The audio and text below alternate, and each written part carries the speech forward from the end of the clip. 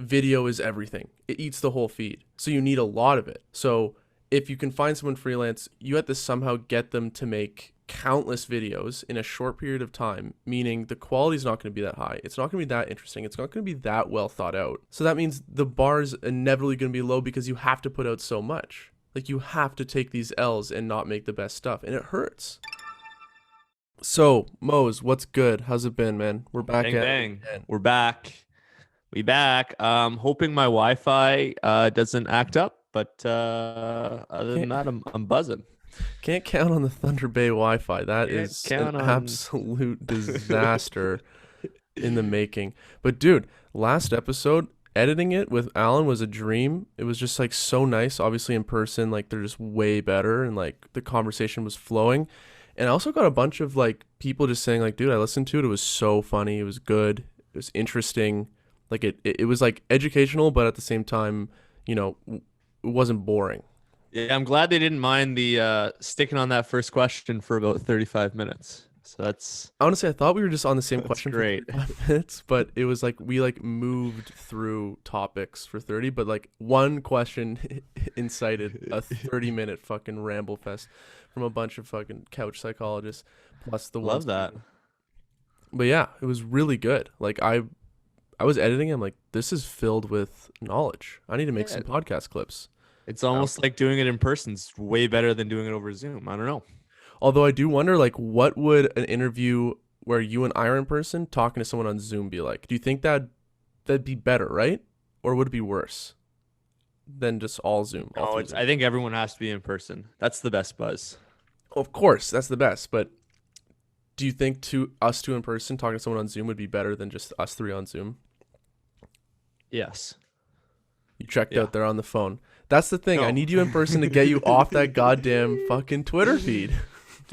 Business. Somebody's got to make money around here. Business, yeah. Oh, Yeah, and you're welcome for all that. We can get into what you're doing recently with the web design stuff. yeah, Congratulations, sir. so easy.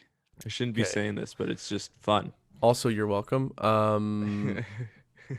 For Our texts connecting these you. days are like when you try to call me, my first question's always like, "Is it new business? If not, sorry, gotta go. Bye." Gotta put you to voicemail.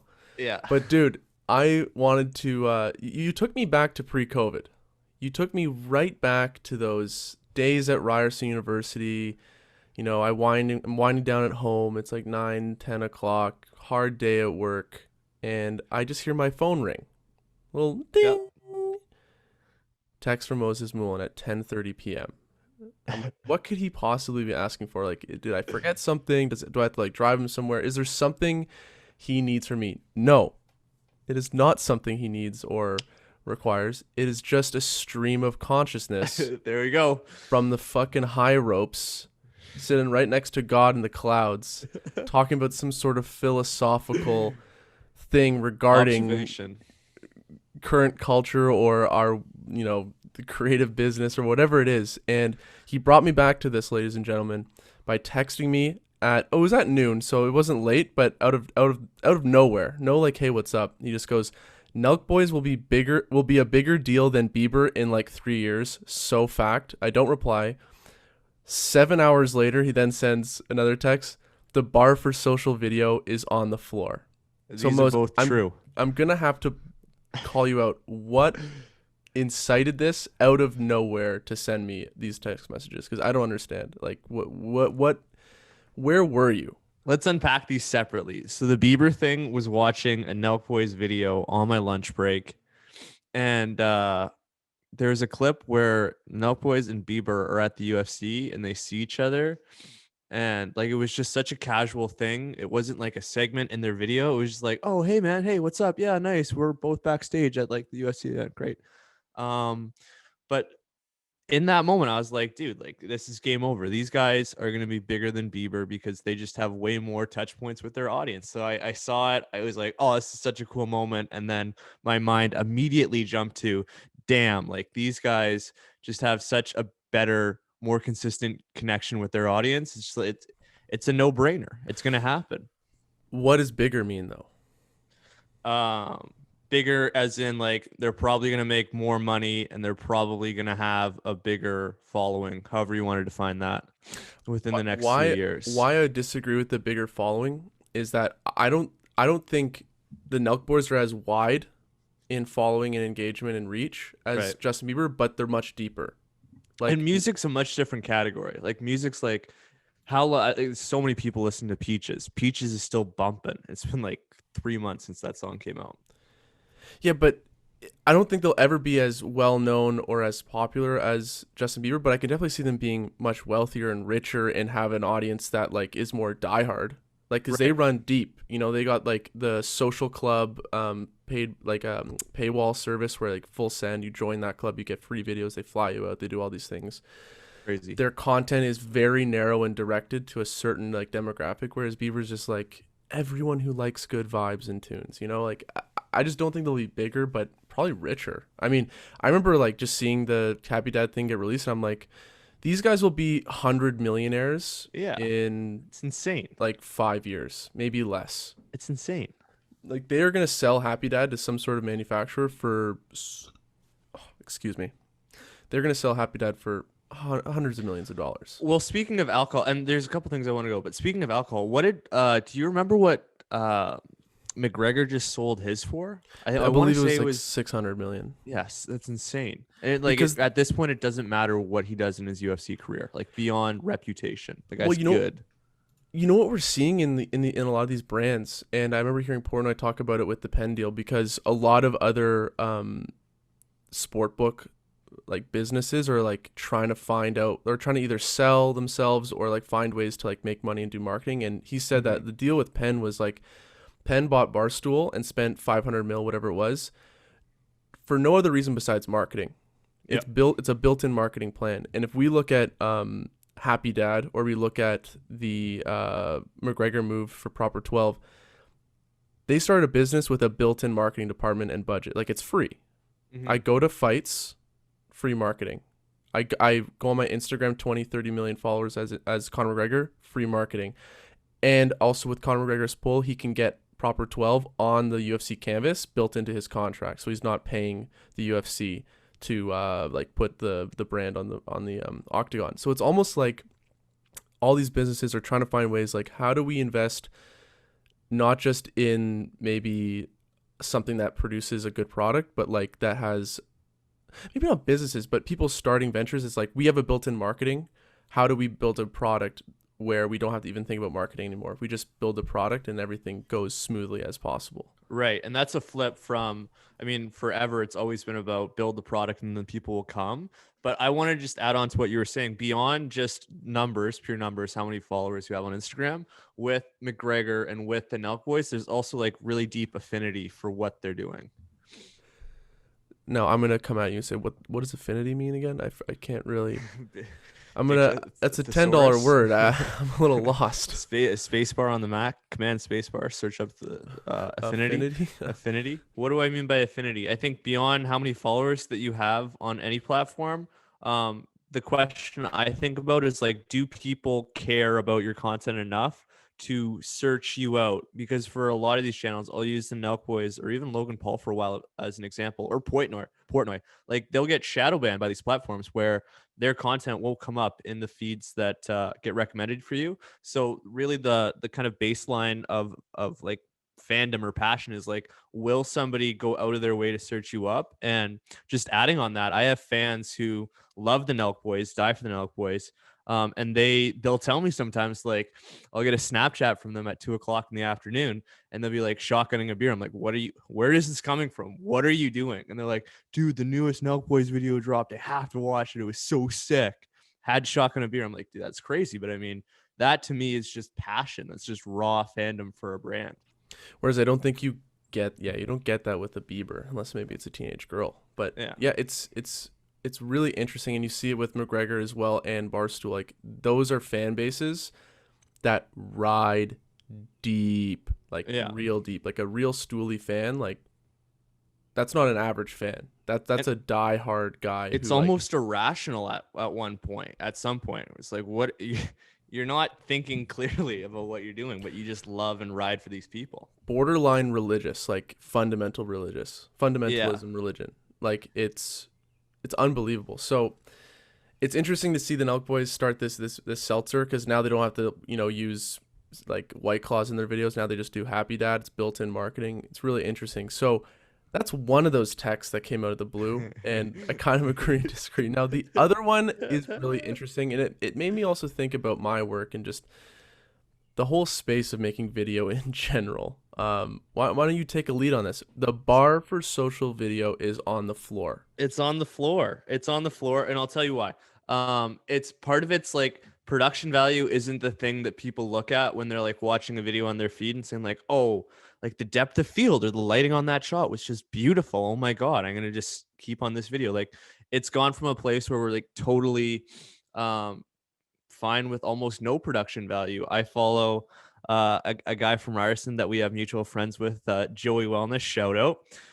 And he just records videos on his phone. And he'll like my favorite type of video that he does is he shows how many like sugar cubes are in like your Mountain Dew or like an Orange Crush, and it's insane. So I think that uh, production value just doesn't really matter anymore. So from that angle, that's kind of where that thought of like so the bar for quality or what people think is quality for social video is just it's on the floor in that way. But I think what really matters, I guess, in terms of quality is like what kind of story or concept is behind the video that you're sharing. And what's the human connection there too? Like I Yeah. almost feel like we look at TikTok videos or even just Instagram videos, like the ones that do the best, it's like there's no production quality. It's usually like a person talking or a person's face showing a thing that you can do or telling a little story, and it goes so far. Whereas I look at some of the videos I make, I'm like, these are great, but like there's videos that took less time to make, less thought, that get way more views and build way more awareness than anything I've ever shot or edited. And I'm like, Right. it makes me feel useless in a way. And like sometimes I'm A talking to little clients, bit. I'm like, let me make you something big that's like branded and strong, but like I almost feel like I should teach you how to make, like I almost feel like I'm more valuable to show you how you can do this too. But most people don't want to do that. They want to Right. hire someone who's video oriented to do it. And then that leads into don't hire a freelance, drop the 50K a year to have a video person work 5 days a week for you. Like the Crazy. freelance mode is just not it. Somehow find a budget to get a guy to do it every Yeah. for a whole year. I think companies like freelance because who needs benefits if you're working freelance? We don't have to pay these people health insurance or like dental coverage or anything like that. Um, but like that model works a lot better because you're monetizing like how much volume you can get out of that person. They're locked down long term as well. And the other thing is you talk about this a lot too. I'll get those random texts like video is everything. It eats the whole feed. So you need a lot of it. And to make a lot of it, it can get really expensive with freelance. So if you can find someone freelance who, you know, can like charge cheap or whatever it is, like you have to somehow get them to make countless videos in a short period of time, meaning the quality is not going to be that high. It's not going to be that interesting. It's not going to be that well thought out. Mm-hmm. So that means the bar is inevitably going to be low because you have to put out so much. Like you have to take these L's and not make the best stuff, and it hurts. And then I don't want to put it out because then my video friends, I'm talking to them and I'm watching what they're doing. I'm like, this is fire. So I don't want to put out some half-ass shit and they go, oh, this guy's just like mailing it in. But it's like the Mm-hmm. game of working for businesses is speed. Just like go, go, go, go, go. I I just don't also get think a it. huge part of that social video thing is that people also want to see, or at least the videos that I stick around for are always driven by like this first player perspective, where it's like, oh, this is this person's day. And it's funny because there was a situation at Barstool a couple of weeks ago where an intern showed their like first day interning at Barstool and they got ripped apart for that video. And it was like a personal video for that person's feed. But I think it's one of the things that we're just kind of in this, and I feel like you could say this about a lot of things, but we're kind of like stuck in between this era of highly produced or um, high concept videos and like these really personal first person perspective driven videos. But I think that we're just going to see more and more of the first person taking over the feed. It's almost like a video, it's like a vlog, it's like a video diary of that person's life. that could take like anywhere from like 5 to 10 minutes to make, and then it's out there and they just keep doing it. And you can crank out 5 to 10 of those a day. I just look at my girlfriend too. Like her videos, they're not necessarily. We talked about this before. They're just not that high production quality or that like amazing. But what they do is they tell a story of what you need to do with a workout, and she shows her face and kind of talks to people, and it just does so well. And Mm-hmm. it almost like can be demoralizing. Like I'm editing something for 6 hours, put it out, and everyone's like it's fire, but it's like forgotten right away.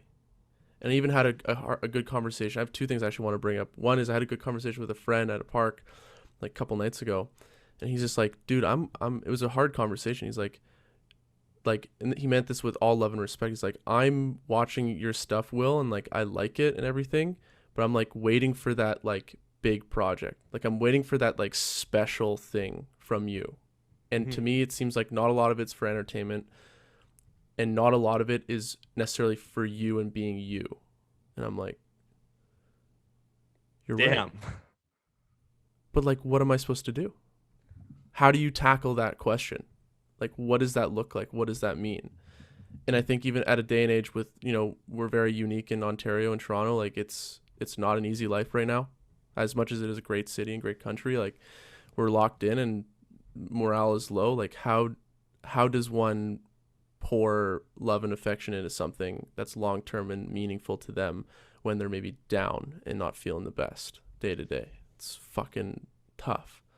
Uh, Ontario's not great right now. I have a lot of friends who've been vaccinated twice, and they're like, "We're just waiting for what? We've hit the numbers that." And I don't want to get too political, but my answer would be move, do the trip. I'm seeing so many Instagram stories right now of people out in British Columbia, out in Saskatoon or Winnipeg, just living Remake. life, and I'm like, "Geez, maybe that's the move until the end of July, because that's looking when everything in Ontario is supposed to open up. Fingers crossed." But the Um, tough thing for me, sorry, did I cut you off? Did you want to say no, something? give her. The tough thing for me is I do have a lot of work coming in that requires me to be in Toronto. So taking a Yeah, break mighty difficult. I don't know how you handle that. But not so easy. the second thing I want to talk about with social video. Now, I had a I shouldn't mention his name. I don't know if he wants like anyways, I have a friend who's working on something for that we both know, working on something for it's like Pride Month, and it's a really like nice video about this athlete who like came out gay and among a lot of straight guys in a locker room, so it's a great story. And we were talking about, he sent me the script and he wants to do something special, and he was given by the client like a turnaround of like 2-3 weeks to write, schedule, shoot, edit, plan everything. And I'm like, how could anyone possibly give a really deep story or have any type of visual literary metaphors within their piece in such a short turnaround? Like I remember talking to him and I didn't know what his turnaround was when I was giving him like things he should dabble in. And he's just like, dude, I like these ideas, it's great, but like I'm shooting tomorrow. I'm like, what the fuck? You had like no time to write anything or do anything? Like how could you possibly make anything that makes someone think about the story, the human connection? You know what I mean? Like I remember talking to him and I said like I think as a gay athlete, a core symbol or feeling or emotion is like isolation, like singularity, being alone. How can you visually have sequences within that video, like pretty much a feature style, that highlight that in not a very obvious way?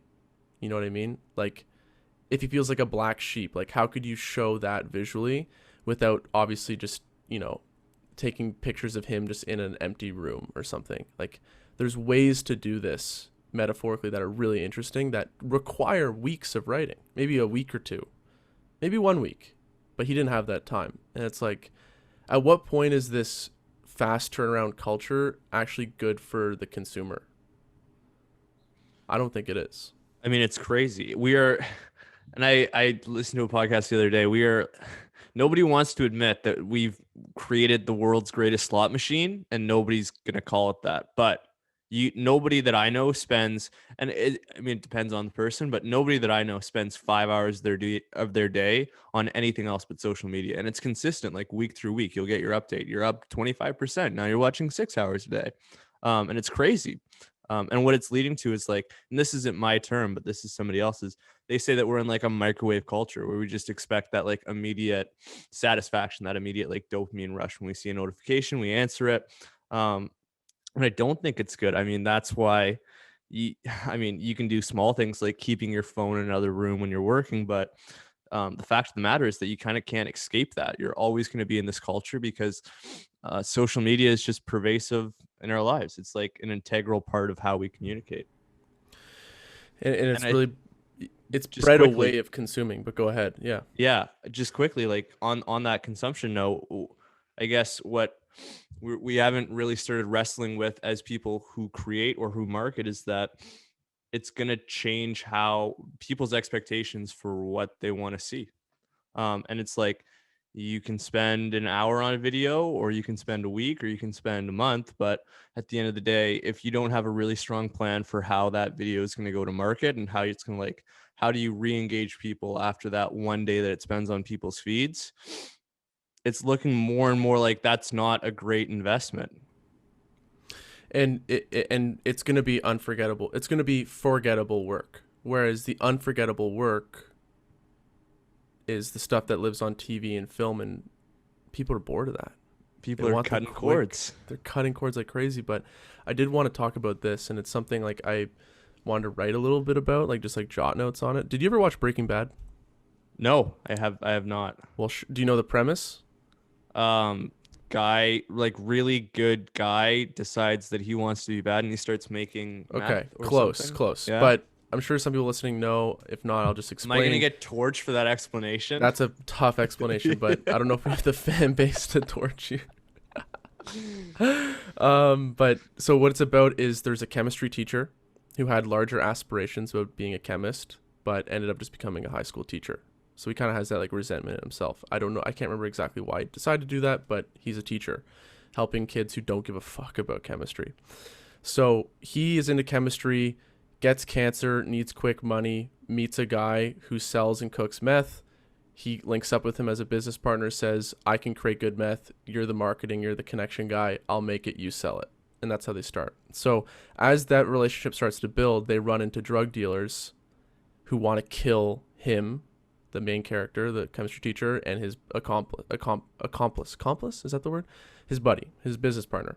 Mm-hmm. So they eventually, this one episode, killed someone, right? And they're like, fuck, all right, we killed one of these guys trying to kill us, but there's another one we have to kill. So the other one they have to kill is in the basement. And the episode starts with a flashback of the main character where he's with a former colleague, and they're breaking down all the chemical compounds and elements that exist in a human body. And they're going through all the percentages, like hydrogen, like oxygen, like H2O, all these elements. And they end that first intro sequence, and it's a flashback being like, what's that? We're missing 2%. Like, what's that other 2%? The episode starts. The whole episode goes by, and the main character ends up grappling with the emotions of trying to kill someone who's inherently evil to save his own life. Because if this guy gets out, the main character's dead. He eventually kills the guy in the episode, and the episode ends on the revisiting of that flashback. And in the revisiting of the flashback, they say, or the colleague he's with in that flashback's like, what could be left in the last percentage? I don't know what it is. And the colleague's like, could it be the soul? And then the main character, who's the chemist, looks at her and says, no, this is just chemistry. It can't be the soul. Like, this is simply chemistry. And when I rewatched that and watched it, I'm like, this is the perfect visual and literary metaphor for he has officially sold his soul to chemistry. There is no more soul. This is just chemistry, making drugs to pay money to get out of his cancer issue. Mm-hmm.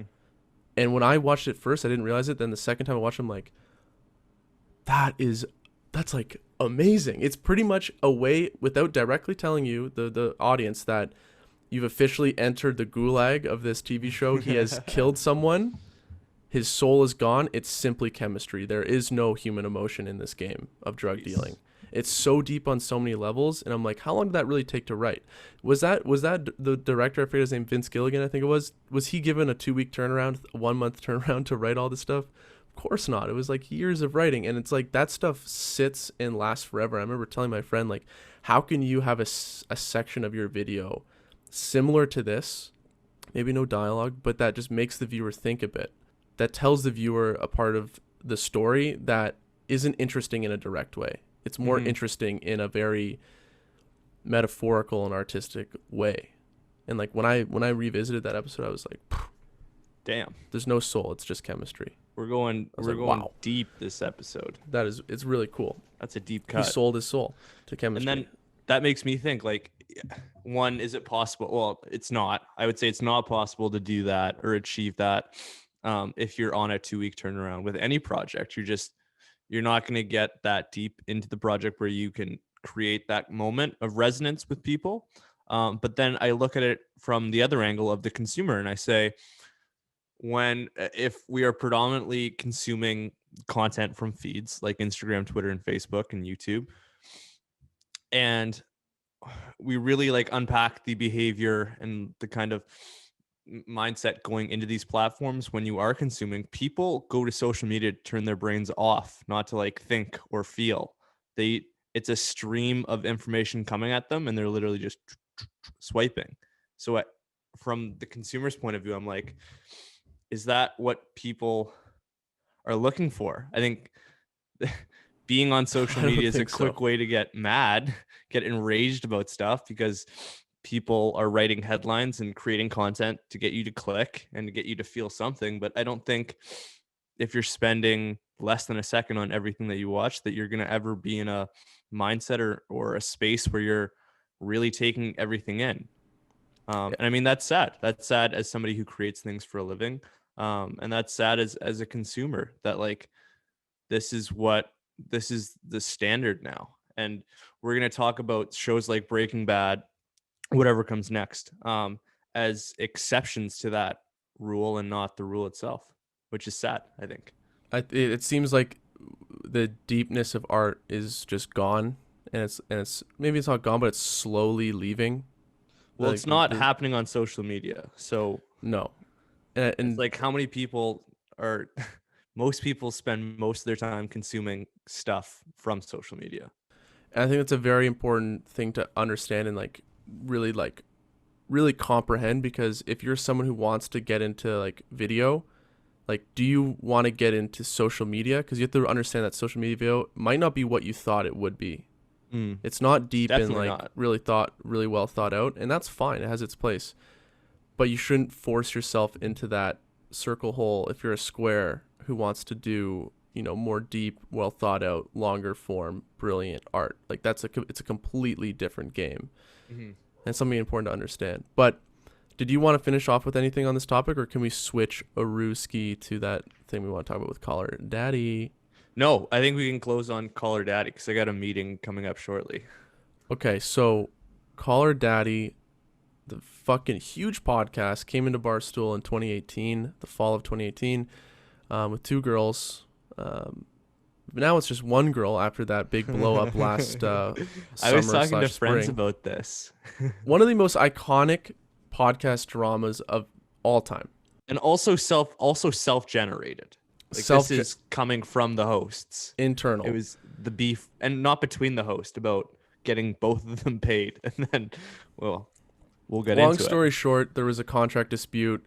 People thought they were getting underpaid. There was, This was you know, before their contract was up, though. I yeah. want to add that. I don't want to get into it because I feel like it's just way too long. But Yep. anyways, it's just the one girl now, Alexandra Cooper, and her contract came up at Barstool, and she was going around the market, and Spotify bought her out. It's estimated around like 60 million. And I remember watching the Portnoy video where he talks about the deal. It's over, like it's a contract. It's not actually lifetime. So I believe she's getting a certain amount of money per year, and a certain percent of the sales of merch go to Barstool still. So they didn't actually lose everything, Yeah. which is interesting. So So much to unpack here. what do you think what do you think about that move? What's going on? Like, I don't personally like that it's only Spotify. Like when Rogan left, I kind of stopped listening as much. Yeah, so I don't listen to, and I wasn't a huge Rogan guy before. Like, I would listen to him kind of to fall asleep sometimes. But I haven't. I know a lot of people, you included, who just don't listen to Joe Rogan anymore because they're like, well, it's such a hassle to listen to them on Spotify, which is just crazy coming out of my mouth. I'm like, that's really why you stopped listening. But anyways, um, not shocked that Spotify acquired her. I don't think that Barstool was in a place to match that offer. They have a lot of money. They don't have that kind of money. I think that Barstool is a winner here, although this is me reacting to all of, well, I guess the first four headlines I saw, which were, to paraphrase something along the lines of Barstool gets top podcast ripped away for them from Spotify. And I'm like, well, this, everyone could see this coming. If you knew anything about this story, this is kind of where it was going to go. Um, I think Barstool's a winner because they got the merchandise still, so they're going to make a whack of money. And then my last thing before you can jump back in, um, we're sports guys. We're both hockey guys. In the NHL, players are making a lot more money than they used to, but we're also seeing specifically in that contract after their rookie contract, that kind of extension deal, those are getting bigger and bigger and bigger. And what's interesting about this Spotify deal is that you're seeing create, and this is kind of the first example of it, but you're seeing creators have a pretty short term. This is 3 years at 20 million a year, I think. But that does, after those 3 years are up, she can go get the bag again. So it's almost like you're seeing that bridge deal with creators now where they're getting paid a lot and they're smart enough to say 3 years from now, with the way that this podcast or whatever they're doing is going, I'm going to be able to cash in again. So it makes a lot of sense to do a kind of smaller term deal on that after your IP or podcast kind of takes off. Makes a lot of sense to do a kind of a smaller deal and then wait and bet on yourself again and then kind of cash out again. It's really crazy to see. I would like to see the numbers when Rogan moved to Spotify, because I know a lot of people who throw on a Rogan podcast on YouTube. Yeah. Like, YouTube is a massive platform where people just live there and they see a Rogan podcast, like, oh, I'm going to throw it on the TV while I clean the house. And whenever I hear something funny or something interesting and I want to watch, I'll take a pause from what I'm doing, go to the TV, watch that segment again, and go, oh yeah, cool. And then I go back to listening and like doing things. Like, a lot of people have the YouTube just playing, and when they feel like they want to see it, they look. Spotify, how many people are on Spotify on like their computer? Like, this move did not seem. This move is more of like what DraftKings did, where they just bought up market share through ads. They were on every single podcast. You saw DraftKings all over the world until they got to a certain market cap, and then they just backed off of all the ads. Right. You never hear a DraftKings ad anymore, really, for the most part, the way you used to, at least. And I think they've switched a little bit. I think they're like, they didn't acquire, but they have the rights to, or they're the presenting sponsor of the Pat McAfee show. And I think they're the presenting sponsor of a couple other shows. But yeah, it's you a bit definitely more, saw them drop off the face of the earth with the podcast ads. Yeah, but they're still one of the biggest sport books on earth. Right. I look at, like, for a creator move, it doesn't make sense to go to Spotify based off of like building awareness and reach, unless you get paid properly. So that's probably why they're getting these giant bags. But like, just think about how many people you're losing. Like, you're probably losing millions of people, even if you're a Call Daddy. I don't know what her numbers are. I don't know if it's like the Rogan level, but like, I'm sure she's losing a lot of people getting the bag in return. But like, I guess the question is, what's more important, getting the money short term, or is it just constantly having your message and things and what you have to say out there for anyone and everyone to obtain? Spotify, YouTube, Apple Podcasts, whatever it is. Like, Absolutely. You're limiting your channels. So it kind of sucks to see it move, because I know that I'm going to listen to it less or see it less. I don't like that move as like a brand standpoint, but for the money, god damn. And I think you saw with both Rogan and a lot of people that I follow in tech and venture capital circles were like, Rogan sold out, or Rogan made a bad decision going to Spotify. But I would say that the decision comes down to Joe Rogan has the runway, the audience, and the podcast to be a billion. Like, it's in that territory where it could be $1 billion acquisition if he tried to build it up for another 4 years. But I think what you saw with both of these deals is they're saying, I'm fine with getting $100 million. I'm fine with getting $60 million now in my hand, because I don't need to be the billionaire creator. I don't need all of that money. Like, I am perfectly happy with 100 million, and then just doing everything else and not kind of scaling it to a thing where it's like this massive company now.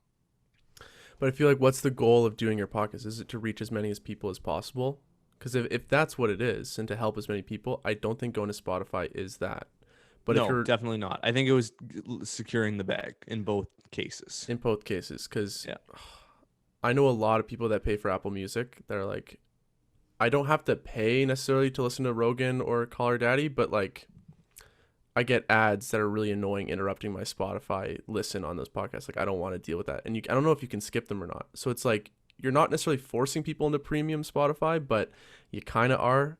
And it's like how many people are going to pay for both? And it's clearly a move by Spotify to just build their like market share and just And they've try been to doing it for swallow years Apple. now.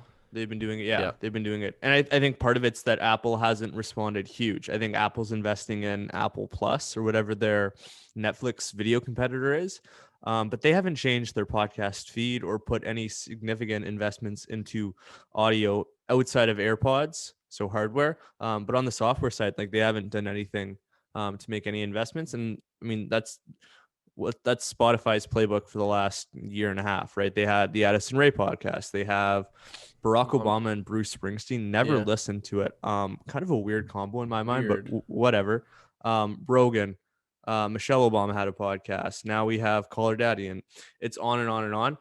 I don't want to say Spotify is a loser in this deal, but I have, and maybe I'm just talking out of my ass here, but I've yet to see any kind of data or just anecdotally, I don't see the jump between people following their favorite podcast to Spotify and then becoming premium subscribers to their music service, which is how I would assume. I think that's how Spotify makes all their money. Subscriptions, then also ads, but I don't see it. Those. I'm sure there has to be no big brands like that make those moves. You know what I mean? Like you can't make a move without any number backing. There has to be like they looked and at I think Rogan's move. especially with those companies, they're all data driven. Like their product decisions are on the back of massive amounts of millions and millions and millions of data points. Now what's interesting is I believe it's on Spotify. God, I hope I remember this correctly. Fact check me if not. You can like party listen to a podcast with friends. So like you ever like follow a friend on Spotify, you see what they're listening to, like you can join in, and what girls will do is listen to Call Her Daddy in like groups, in a group listen. And Really? she was the #1 podcast on Spotify to be listened in a group, far past Rogan. Wow. So like you got to think, and this is what I believe I heard that from Portnoy. You got to think that maybe they're thinking, holy shit, like Spotify could be a place where it's like, especially with the digital age, fast forwarding through COVID, maybe they're looking at like eventually like Spotify is going to be a TV channel similar to the way Netflix was on Xbox 360. You could watch a Netflix movie with all your boys in an Xbox Live party sitting in a virtual theater that you could see. Like you could see your avatars watching a movie together. Maybe it will turn into that for Spotify through the digital age where And you're one all last watching with people. Yeah, I think and this kind of goes back to a bigger point where live is important right now. Like live viewing is important right now in social because everything that we do is on demand. 99% of the content that you or I consume is on demand. And then one other thing with the Spotify is that they just launched a social live audio competitor to Clubhouse. They built that straight into the Spotify platform last week, I think. What's it called? I never heard of that. Whatever. Spotify Green Rooms, I'm guessing something green related. Yeah, Spotify Green Room, a rival to Clubhouse. Jeez, this is unrelated, but I wanted to touch on this because I saw a tweet about it the other day. Twitter offered Clubhouse $4 billion, I think, in January as an acquisition offer. Clubhouse declines. Twitter launches Spaces. Spotify launches Green Room, and I think